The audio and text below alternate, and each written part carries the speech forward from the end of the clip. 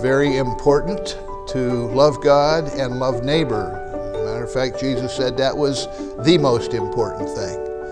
And so engaging in redemptive relationships as neighbors becomes our very high priority. Healthy communities are diverse communities. Diverse is the family of God. And those communities, when they're functioning well, produce health in the lives of their neighbors. And what I refer to as God's shalom, the peace, well-being, and prosperity of a neighborhood. I started out working, as you know, as a teenager and just doing odd jobs once a month. I went from there to working in the original Park Point grocery store, and then I rented one of the duplexes on Atlanta. Now I own a Cares home, and I work, of course, work with the ministry. So yeah, I'm in there, I'm woven. My family is originally from Philadelphia, and we moved down when I was 7. The last time I remembered being at peace was when I was surrounded by community. So I initially wanted to move back into the space where I last felt that feeling, and that was here.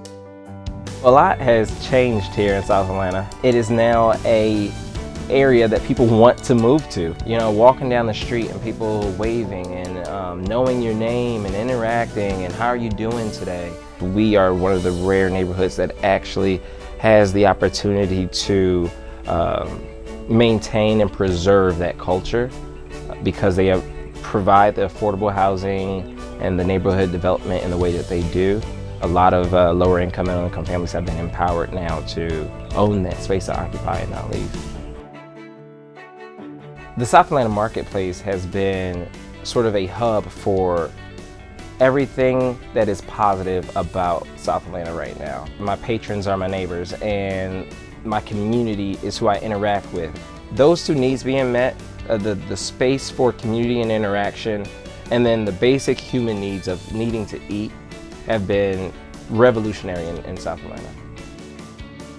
We have customers that come in all the time. They come in every morning, they knows everybody, and we just build a nice friendship. So yeah, it's just nice feel to get to know the customers and the people that's in the neighborhood.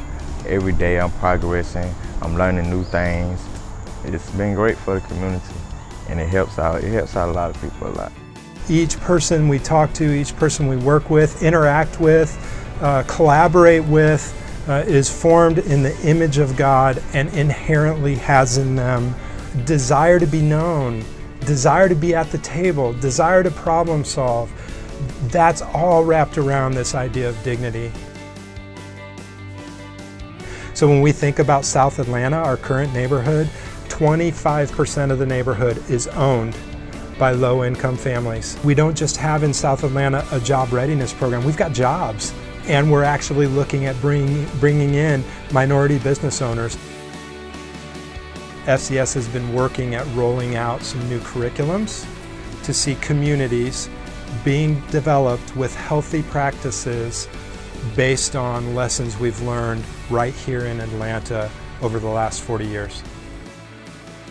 It's our responsibility, it is our great privilege and our great joy to care deeply for our neighbors, for those who are vulnerable in our society, so that we can bring joy and equity and flourishing to the streets, to the porches, to the blocks, because that is where God is the most alive and the most tangible. There is nothing more biblical to me than building these beautiful neighborhoods for families and children to thrive and flourish.